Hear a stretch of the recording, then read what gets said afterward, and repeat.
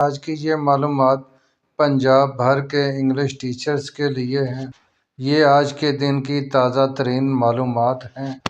جھنگ سے محترم ایوب صاحب نے ایک کیس کیا تھا 2022 میں کہ انگلش ٹیچر کو اپ اینڈ ابو سینیارٹی دی جائے، جس کی آج hearing P S T Punjab services tribunal میں ہوئی، جس میں چیئرمین صاحب نے یہ آرڈر جاری کیے ہیں کہ ای ایس ٹی آل کیٹیگری انگلش ٹیچر کے سمیت مکمل seniority list up and above بنا کر 16/1/2025 تک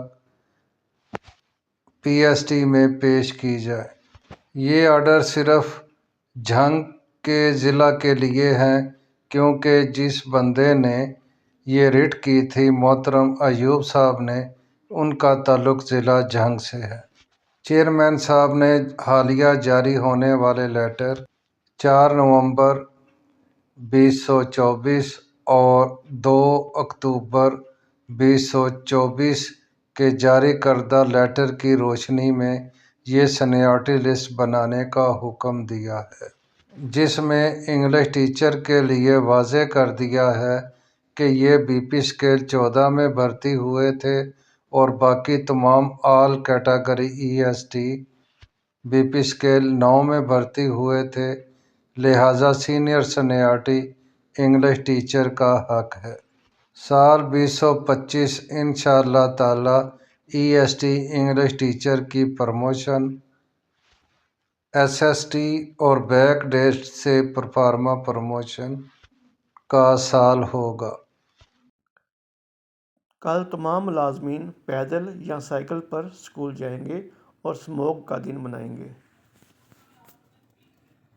یہ نوٹیفیکیشن ہے جی، daily attendance teaching non teaching staff at سیس۔ اب حاضری جو ہے اساتذہ کی اور نان اسٹاف کی جو ہے وہ سیس پر لگے گی۔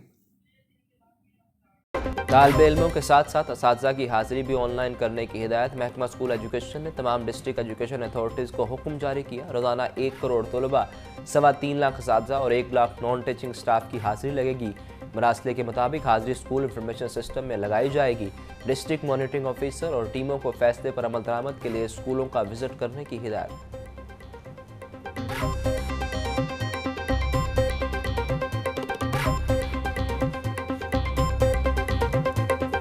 وفاقی حکومت نے مفت تعلیم کی سہولت سے جان چھڑانے کا فیصلہ کر لیا۔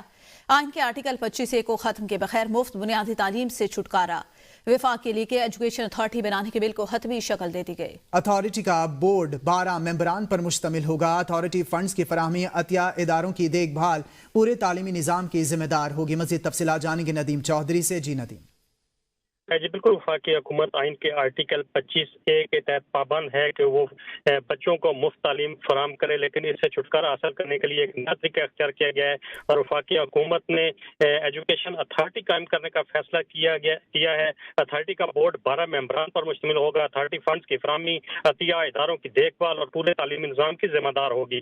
بورڈ ممبران میں وزارت تعلیم کے گریڈ 21 کا officer D G F D ہوگا، چیئرمین سی ڈی اے یا ان کا گریڈ 20 کا ملازم اور chief commissioner D G national commission for women, director نیشنل نصاب، ڈائریکٹر جنرل مذہبی امور اور چیئرمین نیشنل ایجوکیشن فاؤنڈیشن سمیت 12 ممبران اس کے ممبر ہوں گے۔ جبکہ وزیر اعظم اتھارٹی کے چیئرمین کی تعیناتی 3 سال کے لیے کریں گے اور 25A کے تحت مفت تعلیم کی سہولت ختم کیے جانے کا امکان ہے۔ جی ندیم چودھری، آپ اپڈیٹ کر رہے تھے، آپ کا بہت شکریہ۔